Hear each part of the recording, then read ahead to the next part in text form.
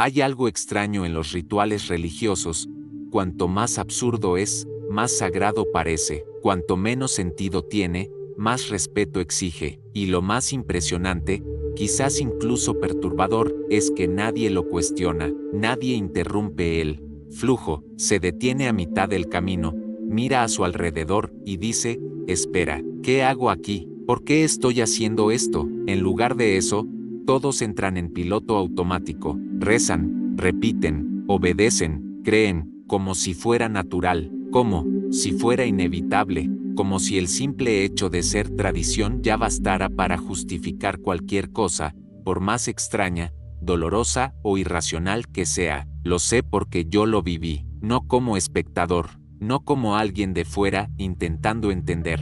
Lo viví, desde dentro, con cuerpo, alma y mente. Durante años de mi vida, participé en rituales que, hoy, al mirar atrás, parecen sacados de una pesadilla surrealista. Cosas que implicaban dolor, sumisión, miedo, entrega total. Y no era solo yo, era todo el mundo a mi alrededor.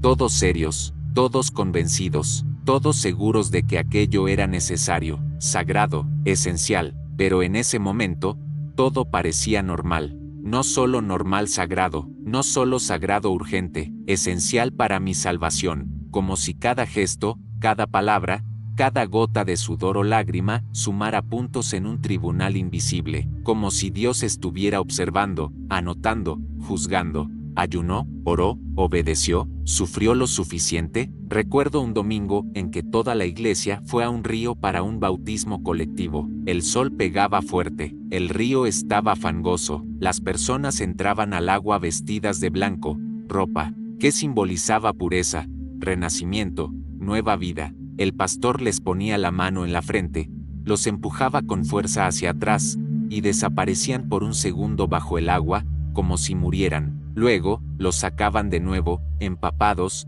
jadeando, gritando, llorando, como si hubieran renacido. Y todos aplaudían, emocionados, conmovidos, convencidos de que algo había cambiado, como si aquello fuera real, como si un simple acto simbólico hubiera borrado todos los pecados de esa persona, como si el pasado hubiera sido literalmente lavado. Ese día, me pareció hermoso, verdaderamente conmovedor. Pensé, así es como se empieza de nuevo. Hoy, me parece surrealista, porque piénsalo bien, ¿qué fue lo que realmente cambió allí? ¿La ropa? ¿La apariencia? ¿El estado espiritual? Nada cambió, excepto la creencia de que algo cambió, y ahí es donde reside el poder de los rituales, no en la transformación objetiva, sino en la ilusión subjetiva de transformación, no en lo que ocurre en el mundo, sino en lo que ocurre dentro de la mente de las personas, en el alivio momentáneo del peso moral, en la sensación de haber cumplido, en el consuelo de creer que, aunque nada haya cambiado afuera, al menos yo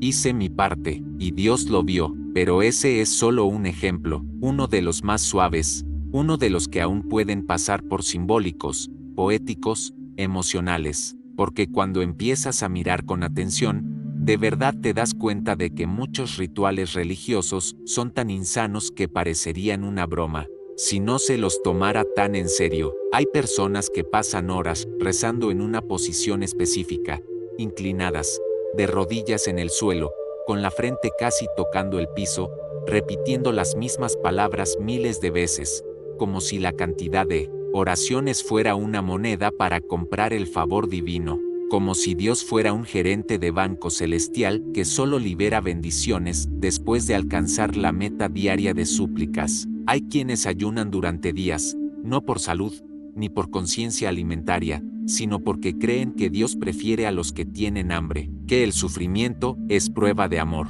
que el cuerpo débil es el templo perfecto para el espíritu fuerte, y cuando el cuerpo se desmaya, dicen que fue el espíritu quien los derribó, nunca el nivel bajo de azúcar. Hay quienes se arrodillan, se golpean la cabeza, lloran compulsivamente, se rasgan la ropa, se arrancan el cabello, todo en nombre de una experiencia espiritual que nadie puede probar que ocurrió, nadie lo grabó, nadie lo midió, nadie lo presenció, salvo por la fe, pero se trata como real, como incuestionable, como sagrado. Y hay rituales aún más extremos. En algunos lugares del mundo, personas caminan sobre brasas ardientes, atraviesan el fuego desnudas, cargan cruces pesadas por kilómetros, se flagelan con cadenas oxidadas, se clavan agujas en el cuerpo, se atraviesan espinas en la espalda, todo para mostrar devoción, pedir perdón o cumplir una promesa hecha a un Dios invisible. ¿Alguna vez te detuviste a pensar en eso? ¿De verdad lo pensaste? ¿Alguien cree sinceramente que un ser supremo, omnisciente, omnipotente, creador del universo, se preocupa si caminas descalzo 20 kilómetros sobre piedras afiladas? ¿Qué te va a bendecir más si te lastimas? ¿Qué se ofende si te saltas un ayuno? ¿Qué recompensa al que más sufre? Como si el cielo fuera una competencia de dolor. Y aún así, nadie lo cuestiona. Al contrario, quien duda es llamado hereje, orgulloso, enemigo de la fe, influenciado por el diablo. Lo que más me asusta no es el ritual en sí, es el silencio que lo rodea, es el hecho de que, dentro de cada religión, existe una lista interminable de prácticas que, vistas desde fuera, parecen pura locura, pero que, dentro del grupo, se tratan como verdades sagradas, inmutables, eternas, como el rito católico de la comunión. Un sacerdote, un hombre como cualquier otro, toma un pedazo de pan, masa de trigo, agua, levadura, dice unas palabras en latín, alza el cáliz, y luego anuncia, con toda la seriedad del mundo, que ese trozo de masa ahora es el cuerpo literal de un hombre que murió hace 2000 años. Y entonces, los fieles se acercan, uno por uno, y comen ese pan como si estuvieran ingiriendo carne humana resucitada.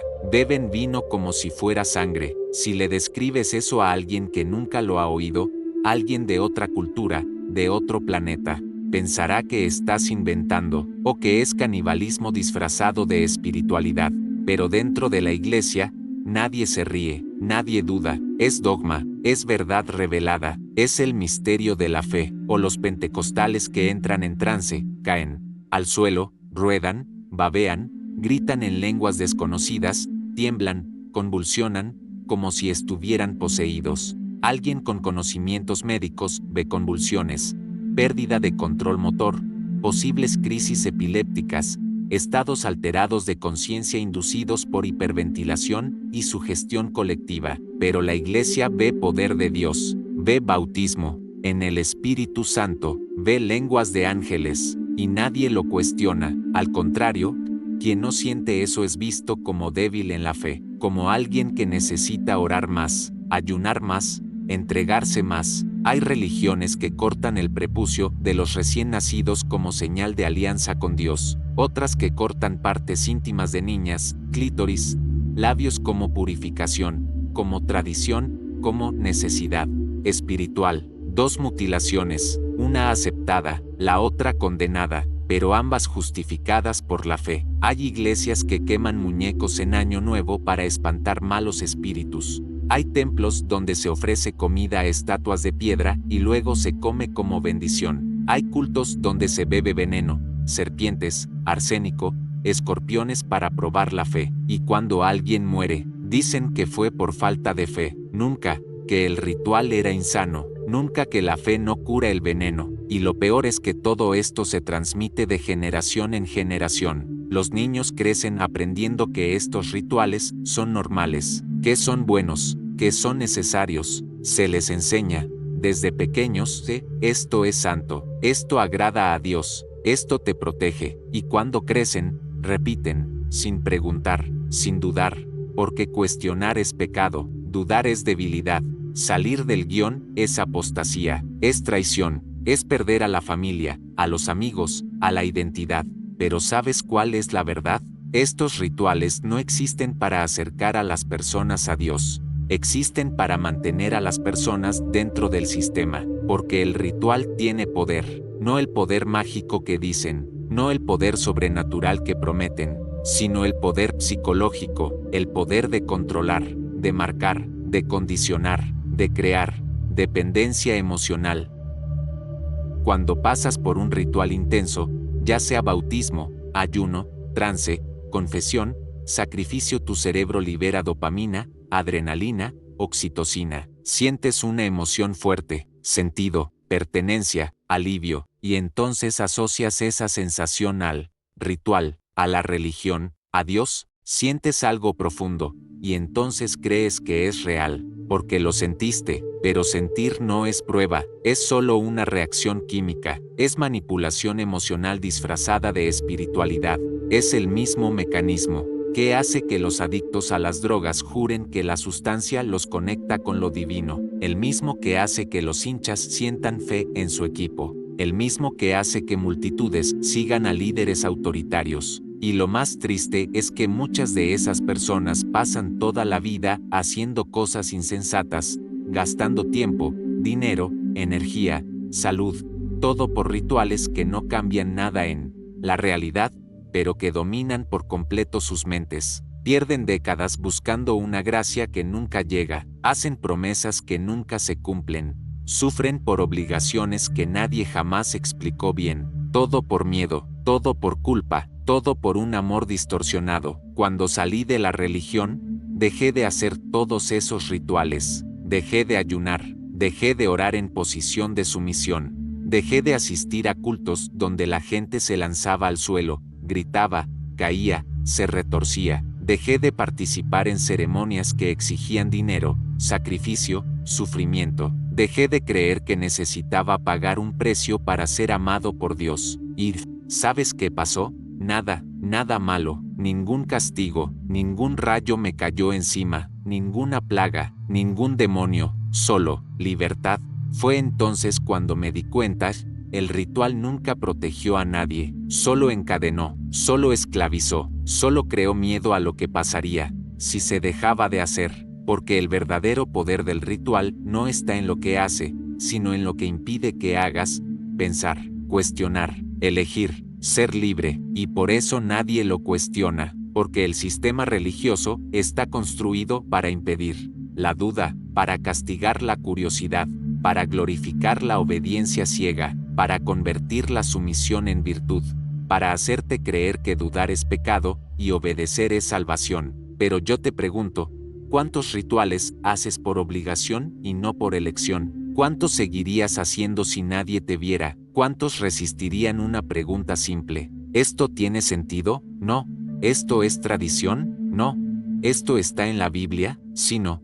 ¿Esto tiene sentido? Si estás viendo este video, tal vez ya hayas sentido eso, tal vez ya te hayas preguntado, desde lo más profundo del pecho, ¿por qué hago esto? ¿De verdad es necesario? ¿Estaré siendo usado? ¿Solo estoy repitiendo lo que me enseñaron, sin haberlo elegido jamás? Y si sentiste eso, quiero que sepas algo, no estás solo, y esa duda, no es debilidad, es valentía, es la primera señal de que tu mente está despertando, es el primer paso para salir de la oscuridad de los rituales insanos y entrar en la luz de la conciencia, porque la conciencia no es rebeldía, es lucidez, es el coraje de mirar hacia adentro y preguntarse, ¿quién soy yo?